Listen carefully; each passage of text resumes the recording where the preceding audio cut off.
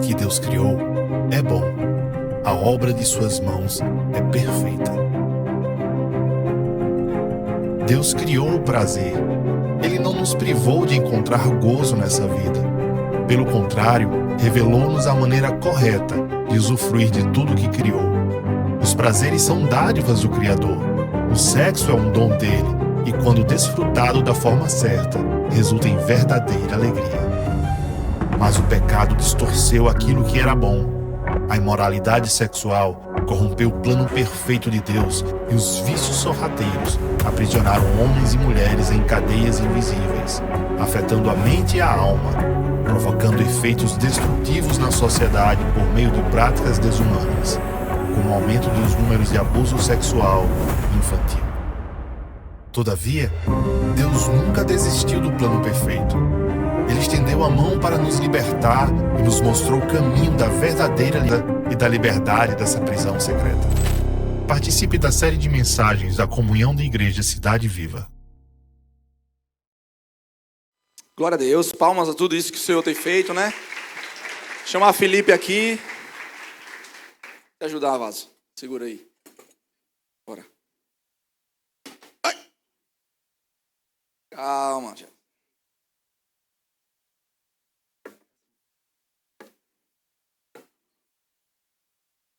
Bênção, meu irmão.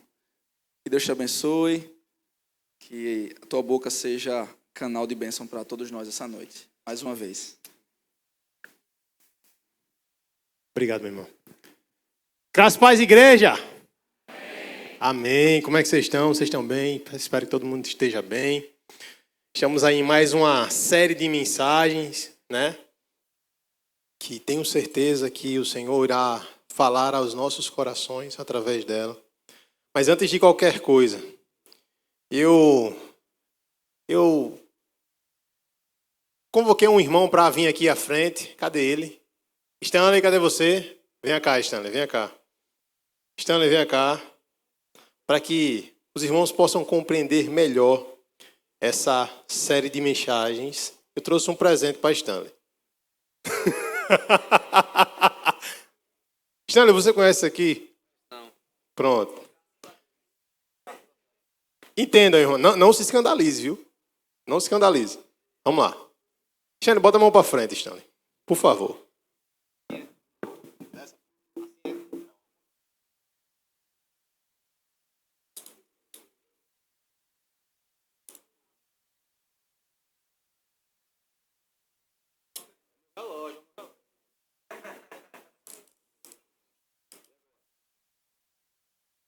Cadê teu celular, Stanley? Tá no bolso de trás? Pronto. Stanley, tu conseguiria tocar a bateria dessa forma? Não. Tem certeza? Eu vou colocar o meu celular no teu bolso, Stanley. Vai lá, Stanley. Tenta pegar teu celular. Bora, rapaz. Tu consegue. Pronto. Agora tu vai tirar uma selfie da igreja. Com esse celular. Consegue. Consegue, Stanley. Tu vai derrubar meu celular, não. Qual é a sensação, Stanley? Rapaz, ruim, né? Tu conseguiria tirar uma foto minha se tu não tivesse aí? Não. Por quê? Tá a chave? Eu vou botar a chave, só vai depender dele. Stanley, se tu conseguir tirar essa chave, eu abro essa algema. Agora, se tu não conseguir, tu vai ficar até o final do culto aí. Vai lá? Aí. É luta, boy. Consiga. Vem. Bora. Meu amigo. É um ginasta. Mais difícil. É o quê? É difícil. Se tivesse com a mão livre, era mais fácil? Papai, é essa. Eu tô parecendo aqueles cabos do YouTube, né? Fica, né? Tira o resto lá e depois tu me dá. Algema. Para não atrapalhar o culto, rapaz. Amados, por quê? Amados, isso foi mais para quebrar, né? Guarda aí, pelo amor de Deus, para não perder minha algema. Stanley, muitas pessoas já foram presas com essa algema. Muita gente mesmo. Você nem imagina.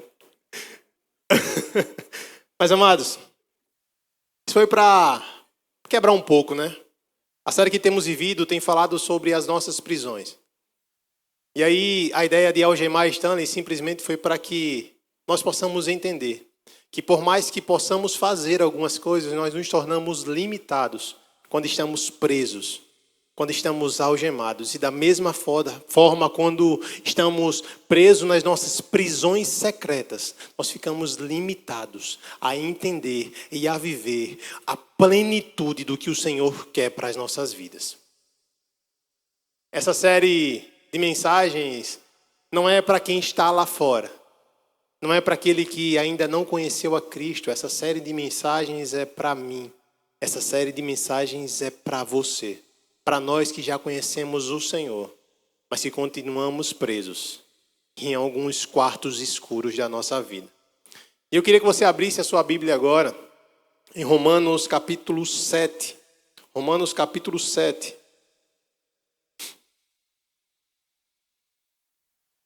Fico muito feliz em mais uma vez estar aqui. Não somente feliz, mas tenho um sentimento de muita responsabilidade. Sempre estar aqui falando da palavra do Senhor, estar aqui compartilhando com os irmãos sobre essa mensagem, essa palavra que transforma, essa palavra que restaura, essa palavra que muda o caráter, essa palavra que liberta, essa palavra que é poderosa. É sempre muita responsabilidade estar tratando sobre ela. Mas essa foi a missão que o Senhor chamou a cada um de nós. Não pense que isso é uma missão minha, isso é uma missão de pastor Moisés, de Stanley, de Arthur, de Henrique, dos irmãos que vêm aqui à frente e pregam sobre o Evangelho do Senhor, sobre a palavra do Senhor. Esse é um comissionamento que o Senhor chamou para todos nós. Então, se existe alguma responsabilidade em pregar a palavra, essa responsabilidade também está sobre a sua vida. Amém? Amém? Amém. Romanos capítulo 7, a partir do versículo 14. Tá? Vamos ler? Sabemos que a lei é espiritual. Eu, contudo, não o sou. Pois fui vendido como escravo ao pecado. Não entendo o que faço, pois não faço o que desejo, mas o que eu odeio. E se faço o que não desejo, admito que a lei é boa. Neste caso, não sou mais eu quem o faz, mas o pecado que habita em mim. Sei que nada de bom habita em mim, isto é a minha carne. Porque tenho o desejo de fazer o que é bom, mas eu não consigo realizá-lo. Pois o que faço não é bem o que desejo, mas o mal que eu não quero fazer, esse eu acabo fazendo. Ora, se faço o que não quero, já não sou eu quem o faz, mas o pecado que habita em mim. Assim, encontro esta lei que atua em mim quando eu quero fazer o bem, mas o mal está junto a mim. No íntimo do meu ser, tenho prazer na lei de Deus, mas vejo outra lei atuando nos meus membros do meu corpo, guerreando contra a lei da minha mente, tornando-me prisioneiro da lei do pecado que atua em meus membros. Miserável homem que sou, quem me libertará do corpo sujeito a esta morte? Graças a Deus, por Jesus Cristo nosso Senhor. De modo que, com a mente, eu próprio sou escravo da lei de Deus, mas com a carne, da lei do pecado. Vamos baixar nossas cabeças e vamos orar. Senhor, nós te louvamos, Pai. Te louvamos porque já te adoramos aqui, já exaltamos o teu nome através dos nossos louvores, através, Senhor, dos nossos lábios quando cantamos ao Senhor. Mas, Senhor, nós agora queremos escutar a tua voz falar aos nossos corações, Pai. Nós queremos, Senhor, de fato, pedir para que os nossos olhos e os nossos ouvidos estejam atentos àquilo que o Senhor quer falar para nós nesta noite. Deus, em relação a mim, eu quero te pedir, Senhor, que eu diminua e o Senhor cresça, Pai. Eu não quero ser nada além do que um canal de bênção para a vida dos meus irmãos. Eu não quero ser nada além do que um instrumento do Senhor para proclamar essa palavra que é poderosa. Deus, não é sobre mim, mas é sobre o poder desta palavra e pela ação do Espírito Santo do Senhor. Então fala aos nossos corações nesta noite. Assim eu te oro em nome do Pai, em nome do Filho e em nome do Espírito Santo de Deus. Amém. Amados, nós iniciamos mais uma série.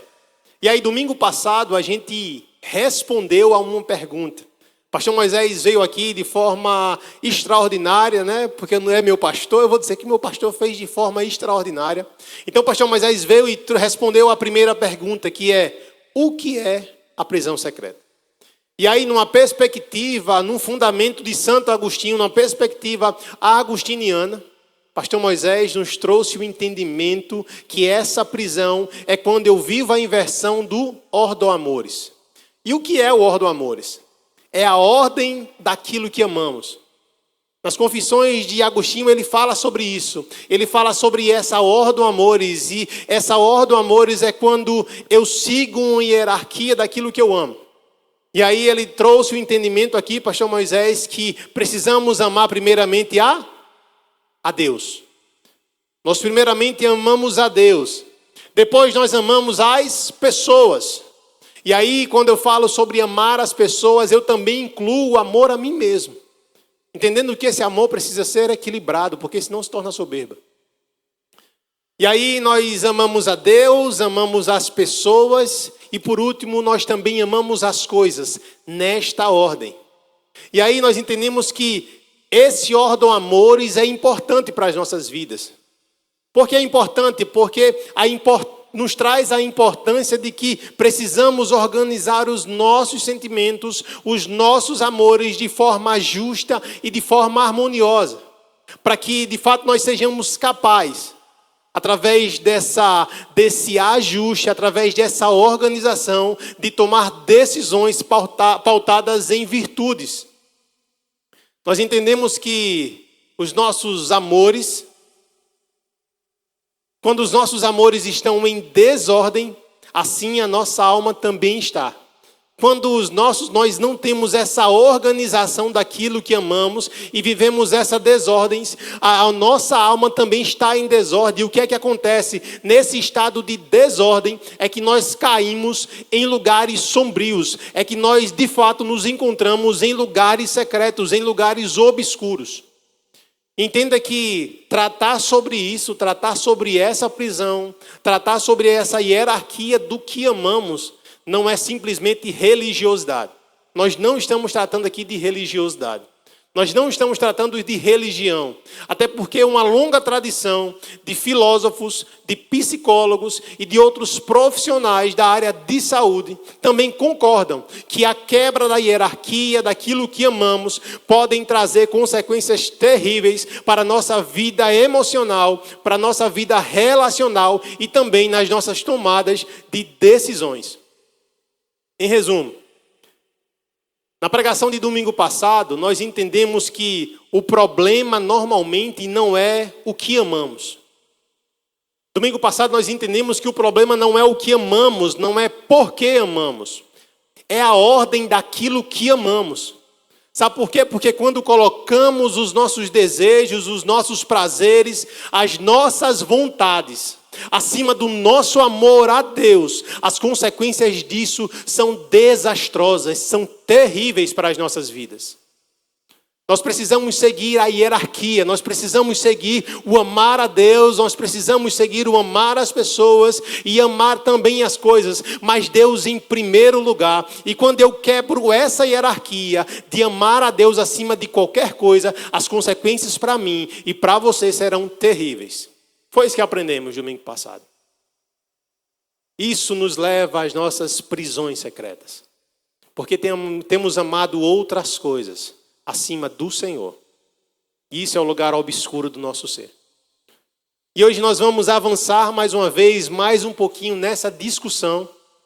E vamos hoje para um processo de investigação pessoal.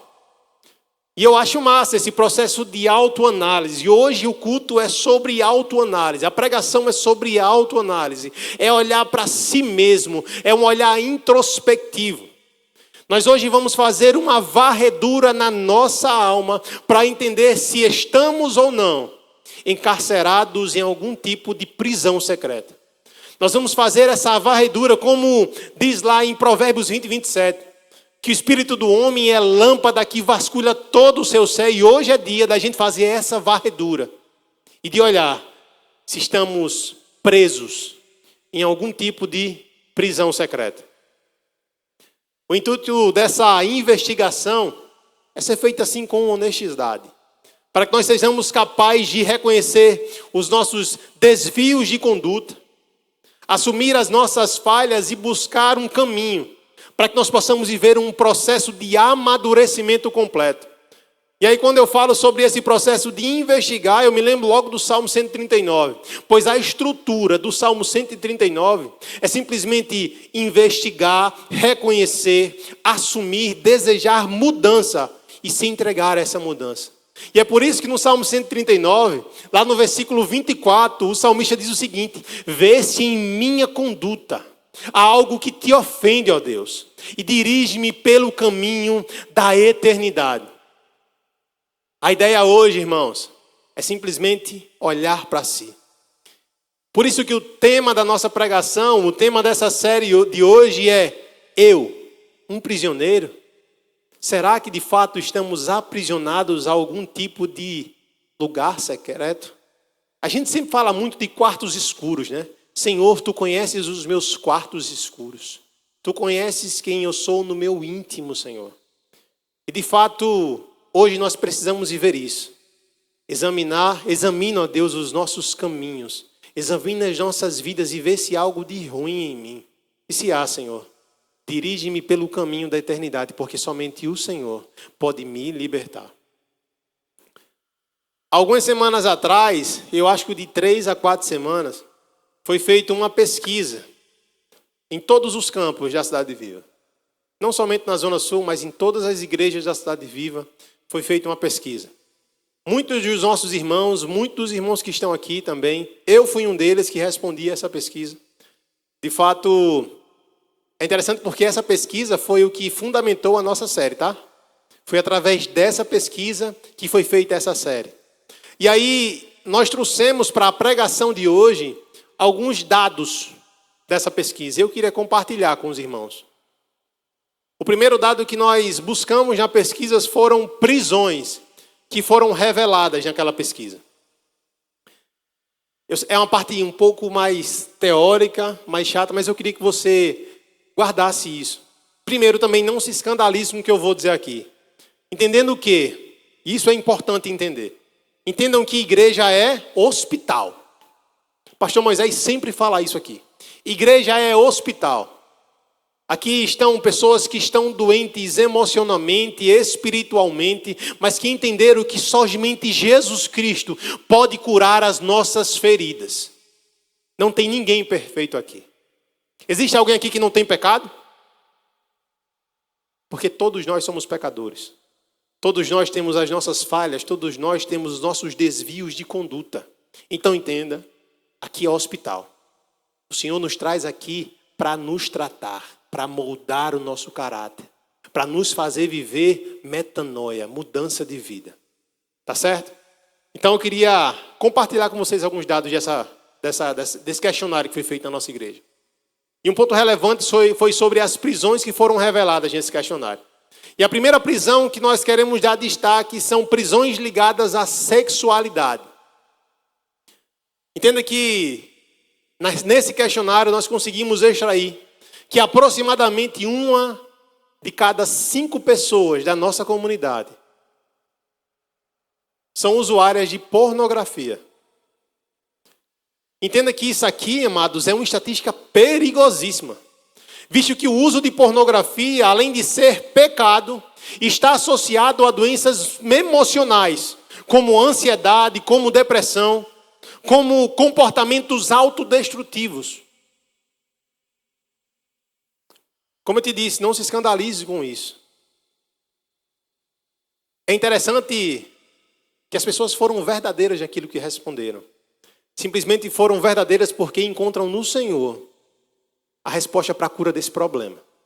Outro dado importante ligado à sexualidade foi que 22,6% dos entrevistados declararam que já sofreram algum tipo de abuso sexual nas suas vidas. Sendo a maioria mulheres. Aproximadamente 27% mulheres e 15% homens. É uma realidade dura. Quanto sofrimento esses irmãos têm passado. Quanto cuidado nós precisamos trazer para essas almas feridas, para esses irmãos que estão precisando desse cuidado. É um número relevante. Mas o que nos traz alegria é que os nossos dados também nos mostraram que quanto maior a relação dessas pessoas com Cristo, e também quanto maior é o vínculo dela com suas famílias, essa atitude faz com que elas estejam mais blindadas, tanto ao uso da pornografia, quanto a um processo de ansiedade. Trocando em miúdos, é dizendo que quanto maior a probabilidade de eu estar próximo a Jesus e me relacionando com Ele, e também com a minha família, menor a possibilidade de eu usar pornografia e também eu me tornar uma pessoa fortemente ansiosa. A segunda prisão que eu queria compartilhar com vocês são prisões relacionadas à espiritualidade de família. E a pesquisa nos revelou que os relacionamentos com Deus e com a figura paterna do Pai são as que trazem os piores sentimentos para o coração dos nossos irmãos. Quando perguntados sobre a figura paterna com o relacionamento com seu pai, 52% dos irmãos deram notas abaixo da média. E relacionado ao seu relacionamento com Deus, pasmem, 77% dos irmãos deram uma nota abaixo da média. Entendam que esses 77% dos irmãos que disseram que têm um relacionamento pouco com Deus, abaixo da média com Deus, são irmãos que estão há mais de 8, de 10 anos dentro da igreja. Não somente a Cidade Viva, tá? Mas são irmãos que estão há muito tempo dentro da igreja, sentados assim, que nem nós estamos. Isso nos revela que o tempo de igreja não tem influenciado na aproximação relacional com Cristo. Existe uma esperança. Na estatística mostrou que aqueles que têm vivido o conectar, o crescer e o compartilhar, sim, esses têm tido um relacionamento melhor com o Senhor. Aqueles que têm se conectado ao Senhor, que vivem em conexão, aqueles que de fato têm compartilhado da palavra, que têm crescido em Cristo, mas e têm compartilhado da palavra, de fato, eles têm tido um relacionamento melhor com o Senhor.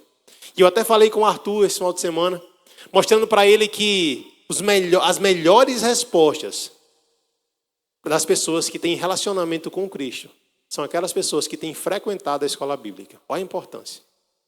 E está até aberto, né? As inscrições. Então, se você não se inscreveu, amados, está aí, de forma concreta.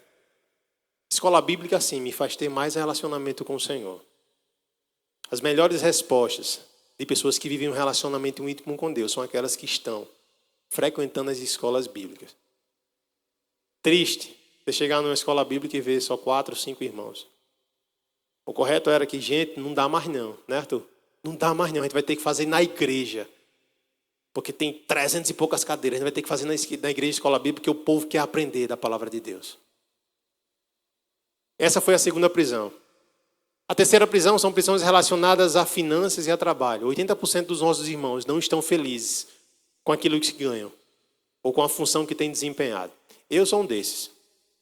Tenho o pecado sim da ganância. Ó. Isso é ganância, viu? Porque Deus tem me dado o suficiente para viver. Deus tem suprido sim as minhas necessidades, mas eu acho que eu ganho pouco. Eu não vou mentir. Quem aqui acha que ganha pouco? Seja verdadeiro. Seja verdadeiro. Ninguém quer ganhar mais. Deixe de graça. Quem quer ganhar mais? Oi, Jesus, tá bem. Então vocês acham que estão ganhando pouco. Mas enfim, amados, 80% desses irmãos têm estado presos nessa luta de ganhar mais, de buscar um emprego melhor. E isso não é pecado, tá? Isso não é errado. Você precisa crescer, você precisa se esforçar. Você só não pode fazer disso um Deus na sua vida. Você não pode amar mais a isso do que amar a Deus. E por fim, a última prisão que eu quero trazer aqui, para também a gente não se estender, tem mais 3 prisões, mas eu vou parar por aqui. São prisões relacionadas ao descontrole alimentar, que é a temperança, que a gente pregou também em Vícios Esplêndidos. Pessoas com menor controle de alimentação têm mais risco de consumo de pornografia, sugerindo que comportamentos impulsivos ou dificuldades de autocontrole podem se manifestar em diferentes áreas da vida. Pessoas que sentem mais culpa após o comer em excesso têm ligeiramente a maior propensão em utilizar pornografia. E essas prisões, elas trazem efeitos para as nossas vidas. Viver essa prisão secreta traz um efeito que dá em todo mundo praticamente. Sabe por quê? Porque 90% dos irmãos que responderam à pesquisa disseram que têm ansiedade. 90% dos irmãos que responderam à pesquisa feita confirmaram que já passaram ou passam por alguma crise de ansiedade. Mas entendam que aqueles que declararam se aproximar mais do Senhor foram aqueles que relataram ter de fato o seu nível de ansiedade diminuído. Nós vemos aqui várias prisões. Minha pergunta é, será que nós nos encontramos encarcerados por algum tipo dessas prisões? Entenda que não somente existem esse tipo de prisões. Existem muitas outras. No mundo digital, jogos, tá aí, né? Você liga a televisão, é o tal do bets para tudo que é canto. Tem gente que é aprisionado nas redes sociais, no Instagram, no TikTok, nas outras plataformas de vídeos curtos. A pornografia. Tem prisões reais, né? Que é o álcool, as drogas, a violência. Nós estamos completamente cercados de encarceramentos que podem nos aprisionar. Mas o intuito hoje não é que vocês estejam espantados, não é simplesmente para que vocês fiquem perplexos com esses resultados das pesquisas da igreja. Mas é simplesmente para que a gente possa olhar para nós mesmos, de fato reconhecer se estamos presos em algumas dessas prisões. E aí nos permitir que o Senhor nos ajude, nos direcione num caminho de liberdade. O texto bíblico de hoje, em Romanos, nos apresenta um roteiro perfeito para a autoavaliação da nossa condição espiritual, emocional e relacional. Vamos ao texto. O primeiro ponto que eu queria trazer para vocês nessa noite, e eu não vou me delongar, é o diagnóstico do apóstolo. Um conflito interno. O versículo 14 ao versículo 15 diz o seguinte: sabemos que a lei é espiritual. Eu, contudo, não sou, pois fui vendido como escravo ao pecado. Não entendo o que faço, pois não faço o que desejo, mas o que eu odeio. Talvez pareça até um pouco complexo isso aqui, né? Entenda que Paulo aqui está falando sobre a lei do Senhor.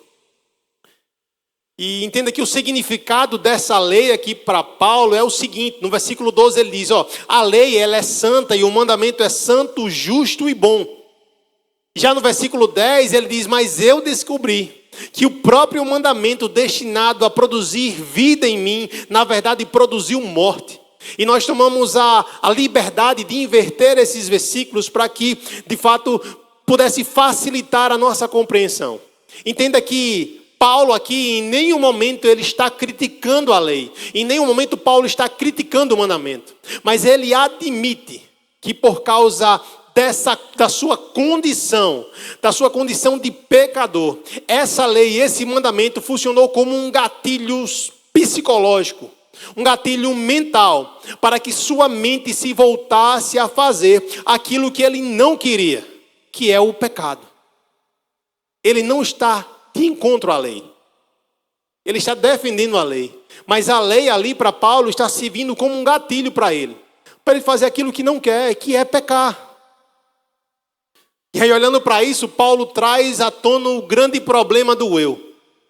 O grande problema de nós. O meu problema, o seu problema. E esse problema é justamente a grande luta que é descrita lá em Gálatas 5. Quando nós vemos que existe uma grande luta dentro do nosso coração, que é a luta da carne contra o espírito. Uma luta interna que aparece no coração de todo cristão. Uma luta que aparece no meu e no seu coração. Uma luta contra a nossa tendência de amar aquilo que é pecado. Uma luta contra a nossa tendência de amar aquilo que é ruim. Uma luta contra a nossa tendência de fazer aquilo que é mal. Uma luta contra a nossa tendência de viver a inversão do ordem amores, da ordem daquilo que devemos amar. E aí eu me lembro muito de Stanley, que falou aqui uma vez que a nossa carne e o espírito, eles estão a todo momento num cabo de guerra. Alguém querendo vencer. E essa luta está a todo momento dentro do nosso coração. Todo cristão vive essa luta. E há 3 pontos importantes que nós precisamos compreender para viver essa luta. E o primeiro deles é entender e reconhecer que nós somos pecadores. Todos nós. Não há um justo, nenhum sequer. Isso se chama humildade. Reconhecer que somos pecadores se chama humildade de coração. Entender quem nós somos. Paulo faz uma confissão clara. Ele faz um contraste da santidade da lei com a sua condição e realidade dura de ser um pecador. Ele diz, a lei é espiritual, todavia eu não sou. É como se Paulo estivesse dizendo assim, ei, a lei é espiritual, todavia eu, Paulo, eu sou carnal. Entenda que ele está dizendo aqui que é carnal. A palavra aqui carnal, ele não está falando daquelas pessoas que ainda não foram alcançadas pelo Senhor. Ele não está falando aqui daqueles que não se converteram, como a gente diz, né? Simplesmente Paulo está falando para aqueles que são convertidos, aqueles que entregaram a vida a Cristo. Mas entenda que a condição de pessoas convertidas tem algo a mais. Essas pessoas precisam também se aproximar mais do Senhor. Lá em 1 Coríntios, quando Paulo está escrevendo para Coríntios, ele diz, ei irmãos, estou escrevendo para vocês não como pessoas espirituais, mas como carnais, como crianças que precisam de alimento sólido para crescer. Paulo simplesmente está reconhecendo quem ele é. Ele diz, ei, para que eu possa viver e entender essa luta, primeiro eu preciso reconhecer quem eu sou. E eu sou simplesmente um pecador. E o segundo ponto que eu queria que você entendesse nesse processo de luta da carne contra o espírito, e que nós precisamos ter esses reconhecimentos, é reconhecer que nessa luta há riscos. Paulo diz, eu fui vendido como escravo ao pecado. Entenda que aqui é uma condição de passado, mas que surte efeito no presente. O amor ao pecado que havia nos corações, em nossos corações, deixou em nós marcas profundas daquela escravidão de outrora. Que se vacilar, meu irmão, podem reaparecer novamente nos nossos corações. Em outras palavras, Paulo simplesmente está dizendo aqui que mesmo as pessoas que nasceram de novo, se vacilar em algum momento, podem ser novamente escravizadas pelo pecado. E aí ele diz, para que vocês não se tornem escravas desse pecado, coloquem em ação a sua salvação, assim como ele diz lá em Filipenses 2. Ele diz, ponham em ação a salvação de vocês com temor e tremor.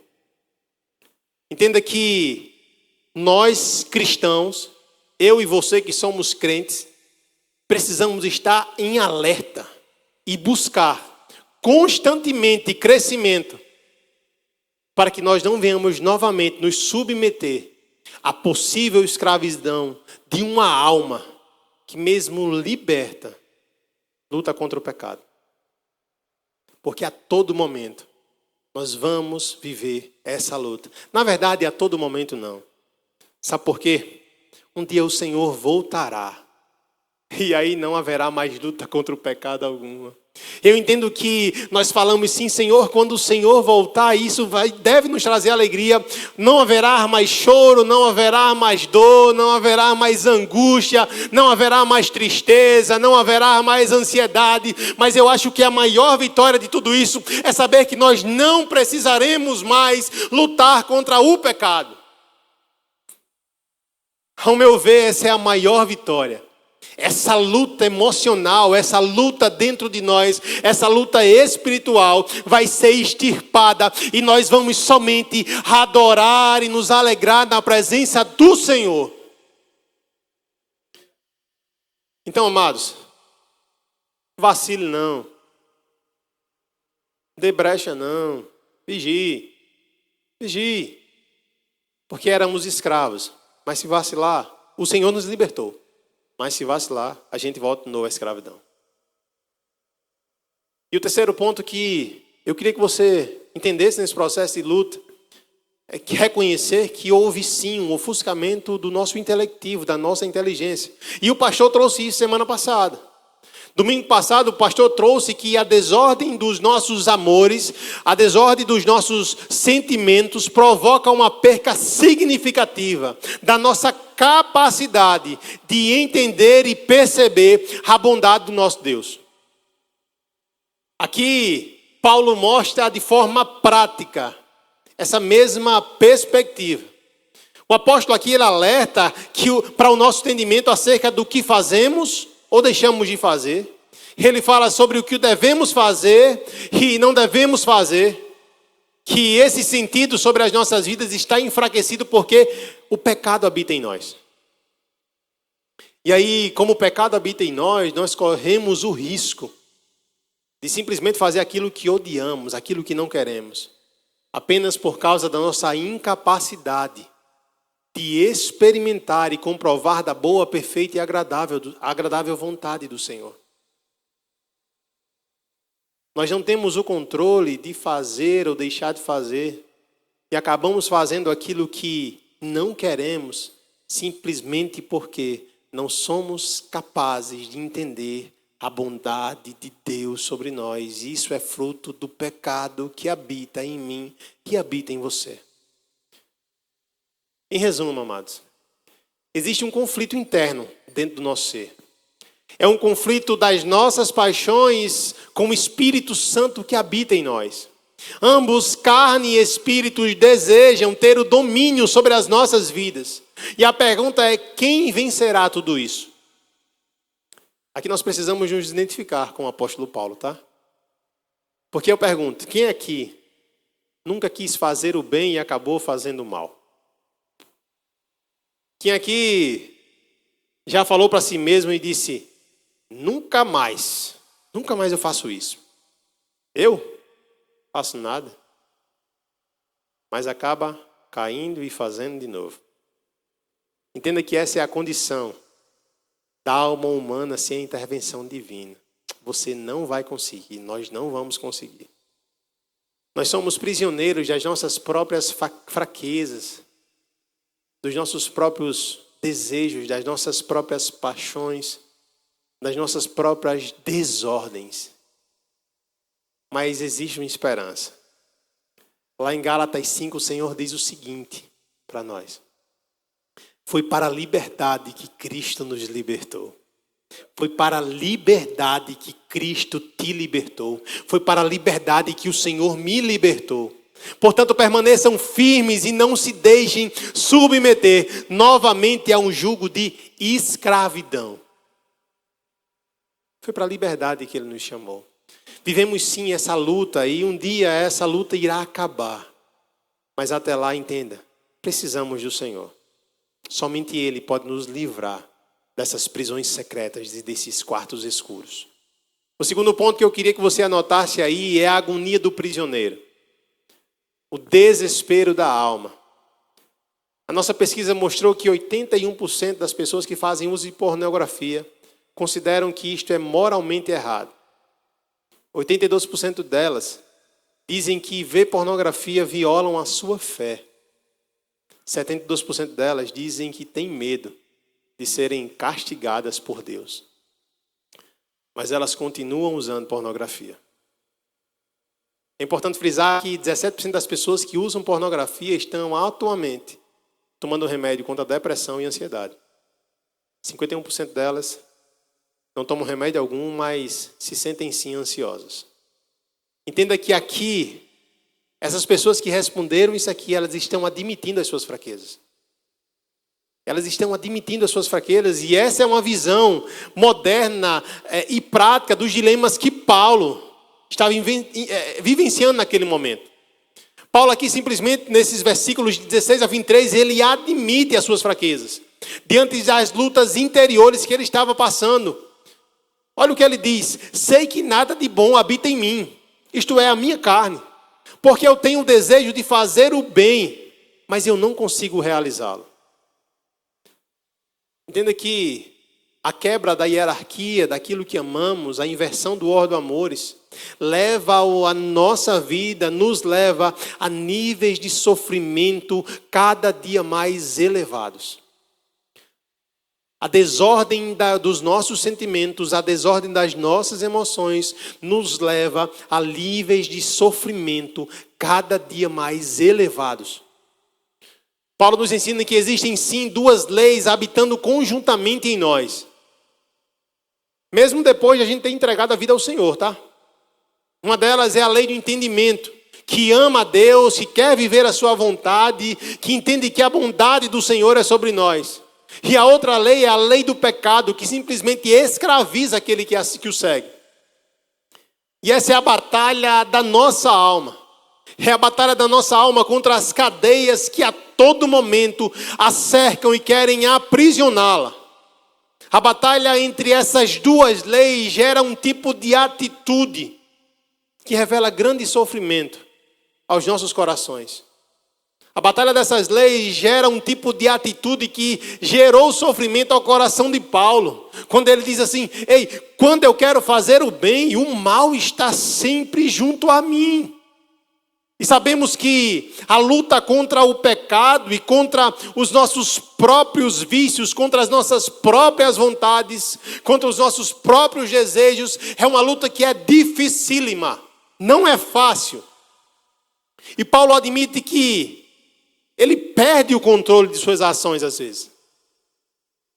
Quando ele diz assim, pois o que eu faço não é bem o que desejo, mas o mal que eu não quero fazer, esse eu acabo cometendo. E esse é o grande sofrimento do apóstolo aqui. Ele quer fazer o bem e não consegue. Mas o mal que ele não quer fazer, esse ele acaba cometendo. O mesmo sofrimento de Paulo é o mesmo sofrimento de Filipe. O mesmo sofrimento de Paulo, eu tenho certeza que é o mesmo sofrimento de muitos irmãos que estão aqui olhando para mim nesse momento. E por mais que Paulo diga aqui que em sua intimidade aponta para Deus, ele fala: ei, no íntimo do meu ser, eu tenho prazer, Senhor, na tua lei. Mas a minha fraqueza de pecador se revela nas minhas ações. Eu continuo pecando. Entenda que é normal que vivamos esse sofrimento. Arthur falou isso na facilitação hoje. O sofrimento, ele foge ao nosso caráter. Nós podemos dizer que esse tipo de sofrimento, ele é necessário. Porque esse tipo de sofrimento é necessário para que nós nos santifiquemos mais. Esse sofrimento é necessário para que nós busquemos mais ao Senhor. Esse sofrimento é necessário para que nós busquemos mais a presença de Deus. Esse sofrimento é necessário para que a gente possa ter mais intimidade com o Senhor. Pois entenda que um sofrimento bem administrado, ele produz frutos poderosos que nos fazem crescer de forma emocional, espiritual e relacional. É necessário passar pelos sofrimentos. O sofrimento em si, ele produz sim frutos de crescimento para nós. E a prisão da alma nos leva a esse desespero, que às vezes é silencioso, a gente não consegue notar. E aí a gente é tomado por uma sensação de impotência, de culpa, de vergonha. É o entendimento de que é como se eu dissesse assim: eu quero ser livre. Eu quero me libertar disso. Eu não quero mais fazer. Mas eu não consigo. Eu quero ser livre, mas eu não consigo deixar. É o reconhecimento de que, Senhor, com as minhas forças eu não vou conseguir. Com as minhas forças eu estou completamente desesperado e perdido. Por isso que precisamos, amados, fazer com que toda essa nossa angústia, toda a nossa ansiedade, todas essas coisas que são provocadas pelas nossas lutas internas, por esse conflito que há em nós, sejam convertidas para uma atitude apropriada de vitória em Cristo. Nós precisamos convergir tudo isso, com isso, entendendo que a esperança somente é o Senhor. E aí nós partimos para o terceiro ponto, que é a saída da prisão. Um grito por socorro e resposta em Jesus Cristo. Entenda que entre o versículo 24 e o primeiro versículo do capítulo 8 de Romanos, há uma virada de chave na vida de Paulo. Repentinamente Paulo dá um último grito de angústia. E aí, após esse último grito, ele toma uma nova atitude diante da vida, diante da sua fé. Veja que Paulo decidiu se livrar dos pensamentos maus que vinham lhe atormentando. Isso faz todo sentido quando a gente vai lá para Filipenses 4. Quando Paulo diz a Filipos o seguinte: finalmente, irmãos, tudo que for verdadeiro, tudo que for nobre, tudo que for correto, tudo que for puro, tudo que for amável, tudo que for de boa fama, se houver algo de excelente e digno de louvor, pensai nessas coisas. Paulo deixou ali de se lamuriar e fez uma última avaliação. Paulo olha para si e diz: miserável homem que sou. Porém, logo em seguida, ele faz um questionamento que direcionou a sua vida para uma solução. Ele diz que: quem me libertará do corpo sujeito a esta morte? Ao perguntar sobre o caminho da liberdade, ele reconheceu que precisava mudar de vida. E esse mudar de vida é aquilo que chamamos de metanoia. É mudança de caráter. É transformação completa. Simplesmente Paulo olha para si e faz: eu sou um miserável pecador. E ele pergunta: quem me libertará de tudo isso? Após isso, simplesmente ele decide que precisa mudar de vida. Porque somente mudança de vida pode fazer com que as portas das nossas prisões sejam, de fato, abertas. Então o apóstolo chega ali a uma conclusão sobre tudo isso. No versículo 25 ele diz que com a mente eu próprio sou escravo da lei de Deus, mas com a carne da lei do pecado. E o que nós temos a aprender com esse versículo? Amados, entenda que nós estamos sim, reconhecemos que somos pecadores e estamos sim presos à lei do pecado e à lei do entendimento. Está essa luta em nós, a nossa carne presa à lei do pecado e o nosso espírito preso à lei do entendimento. Mas somente conseguiremos vencer a lei do pecado com a lei que é superior a ela. E a lei que é superior à lei do pecado é a lei do Espírito e da vida. A lei do Espírito e da vida é o próprio Cristo, é o Senhor. Entenda que força de vontade não vai fazer você sair da prisão. Força de vontade não vai fazer com que eu saia das minhas prisões. Só há uma possibilidade de sair das prisões que cercam as nossas vidas. É através da força do nosso Deus. Não há outra forma. Não há outra forma de sermos libertos, senão pela força do Senhor. Eu queria chamar a banda já para cima. Entenda que pode ficar de pé já, né? Só vocês que não iam terminar além da hora, podem ficar de pé. Entenda que a única chave para a prisão da nossa alma é um relacionamento autêntico com Jesus Cristo de Nazaré. Entenda que esse Cristo, esse Senhor, Ele é a única esperança. A libertação não vem de uma decisão humana. A libertação ela não vem através das nossas forças. Como eu falei, força de vontade não vai mudar nada. Mas na força do nosso Deus, nós seremos libertos dos nossos quartos escuros. Nós precisamos viver um momento de rendição ao Senhor. Entendendo que as nossas prisões secretas, elas são reais, mas também são silenciosas. E essas prisões, elas trazem conflito para o nosso ser. E esses conflitos, se não forem adequadamente tratados, podem trazer para os nossos corações desespero, angústia. Mas entenda que existe sim uma solução. E a única solução para essa prisão é o Senhor.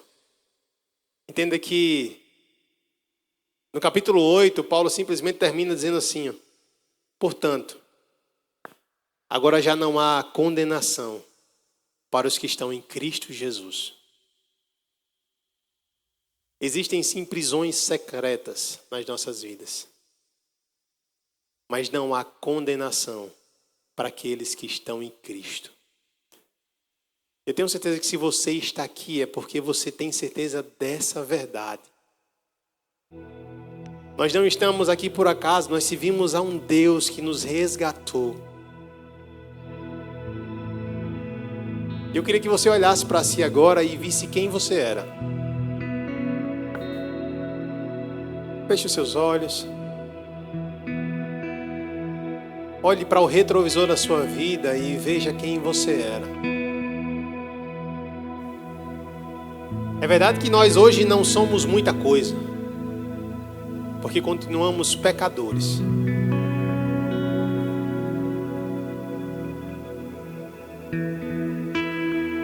Mas olhe para o que o Senhor tem feito em sua vida. A intenção aqui é que aquele que mentia não minta mais. Aquele que usava pornografia não use mais.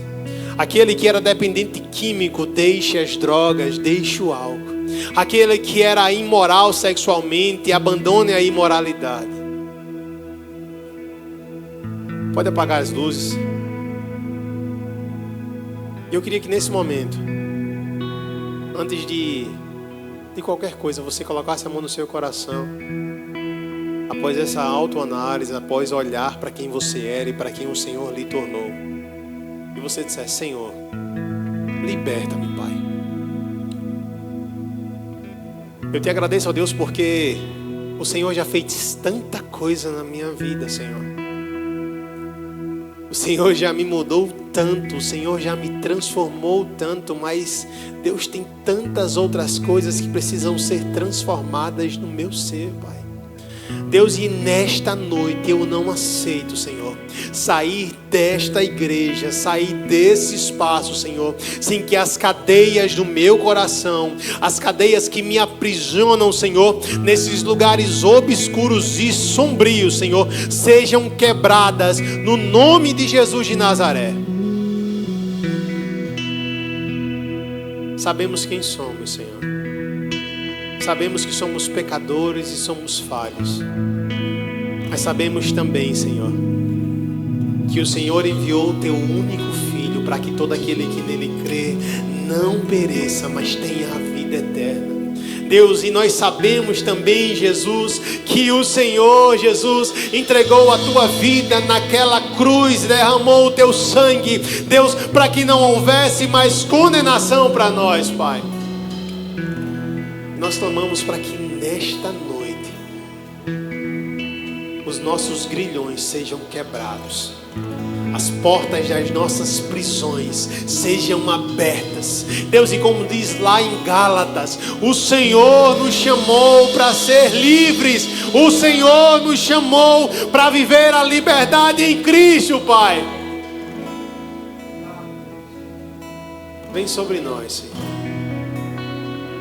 Liberta-nos, Senhor. Transforma-nos. Abre, Senhor, as prisões dos nossos corações e nos faz viver a boa, perfeita e agradável vontade do Senhor. Nos faz experimentar isso, Jesus. Nos faz experimentar e compreender a boa, perfeita e agradável vontade do Senhor sobre as nossas vidas. Mas que primeiramente, Senhor, nós venhamos nos arrepender dos nossos maus, arrepender dos nossos pecados, Senhor, e assim sermos libertos, Senhor. Em nome de Jesus.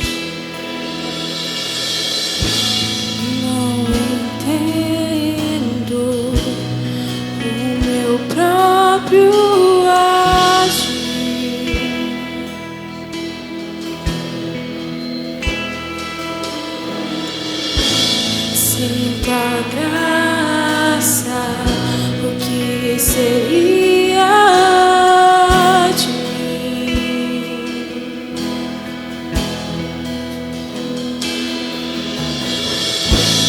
Não entendo o meu próprio agir.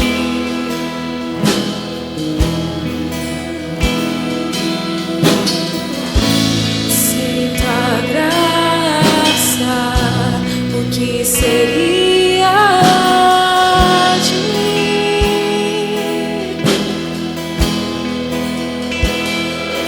Pois o bem que eu quero fazer não faço, e o mal que eu não quero, esse sim acabo cometendo.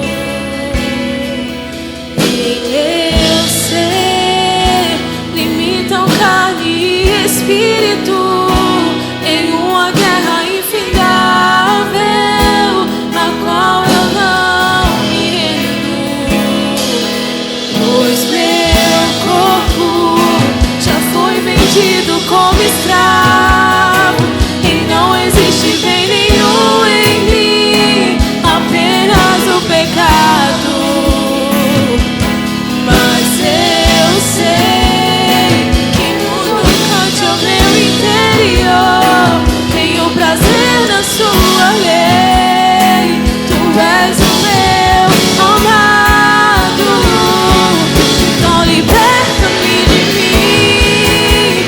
Eu quero ser a sua casa.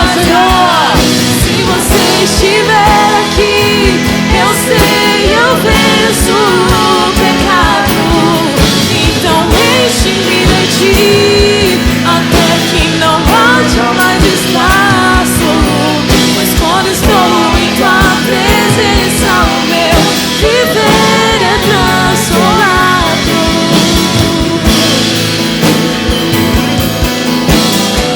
Hoje é noite de libertação. Hoje é noite de transformação. Hoje é noite de mudança de vida. Se entregue ao Senhor. Só liberta-me de mim. Eu quero ser a sua casa. Se você estiver aqui, eu sei, eu venço o pecado. Então deixe-me de ti, até que não haja mais espaço. Pois quando estou em tua presença, o meu viver é transformado. Adore ao Senhor. Aleluia. Move Espírito Santo neste lugar. Quebra os grilhões dos nossos corações, Senhor. Abre as cadeias que prendem a nossa alma, Jesus.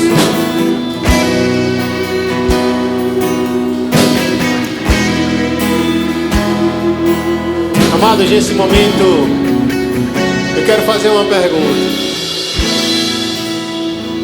Se existe alguém em nosso meio que entendeu que precisa sim da presença do Senhor, para que as prisões do seu coração sejam abertas. Se você quer entregar a sua vida ao Senhor e fazer parte do corpo de Cristo, eu queria que você levantasse a sua mão neste momento.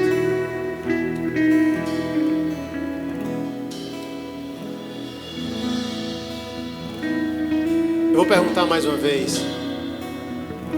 Não resista. Se você quiser entregar a sua vida ao Senhor, eu queria que você levantasse a sua mão. E se existe alguém que queira se reconciliar com Cristo nessa noite, eu queria que também vocês levantassem a sua mão. Amém. Todos salvos. Eu queria que você baixasse a sua cabeça agora para a gente encerrar esse culto. Senhor, nós te louvamos, Pai. Te louvamos porque a tua graça é superabundante nas nossas vidas. Te louvamos porque as tuas misericórdias são as causas de não sermos consumidos, Senhor. O meu pedido ao Senhor é que a tua palavra, que é poderosa, Senhor, não somente hoje fiquem gravadas no nosso coração, Pai. Mas elas se tornem, a partir deste momento, em ações práticas sobre as nossas vidas, Pai. Deus, que aquele que estava preso à pornografia, Deus, aquele que estava preso em seu coração, as prisões secretas, Senhor, possam tomar a decisão de entregar as suas vidas ao Senhor e serem livres, Senhor. Ajuda-nos, Senhor, porque sem Ti nós não podemos fazer nada. Nós te louvamos por esse culto, te louvamos porque o Senhor se deixou ser adorado por nós que somos pecadores. E te pedimos, ó Pai, que o Senhor continue direcionando as nossas vidas e conduzindo o nosso ser, porque com as nossas forças nós não conseguiremos. Leva-nos para casa agora, Senhor, debaixo da Tua santa paz. Deus, que a semana que está iniciando seja uma semana, Senhor, direcionada pelo Espírito Santo, que venhamos dar ouvidos ao Senhor a todo momento, Senhor. Que em meio aos sofrimentos, em meio às tribulações, os nossos ouvidos estejam atentos ao que o Senhor quer falar conosco. Leva-nos daqui, nos livra, Senhor, de acidentes. Livra as nossas vidas de assaltos, de homens sanguinários, de homens maus. Leva-nos para as nossas casas debaixo da Tua santa paz, ó Deus. Que mais uma vez, domingo que vem, possamos estar aqui adorando e exaltando ao Cordeiro de Deus, ao Senhor, Pai. Assim eu te oro e te agradeço. Em nome do Pai, do Filho e do Espírito Santo. Amém.